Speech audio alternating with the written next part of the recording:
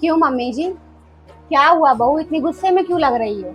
छोटी बहू को आते हुए उनको सूट पहनने का परमिशन दे दिए। सूट तो छोड़िए, जीन्स पहन के घूमती है महारानी। एक मेरे शादी के 5 साल हो गए हैं, लेकिन मुझे सूट पहनने की परमिशन नहीं दिए। सूट तो छोड़िए, अगर मेरा पल्लू यहाँ से अगर यहाँ हो जाए ना, तो आपको चुभन होने लगती है और कहने लगती है, बहू मर्यादा में रहा कर, मर्यादा मत भूल।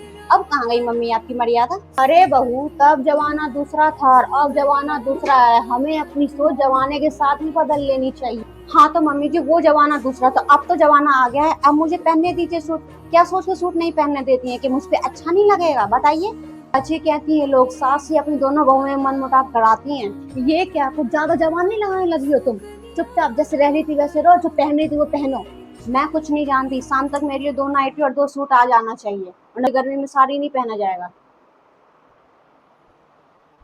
नाच ना जाने आंगन टेढ़ा, सूट पहनना है जिन्हें।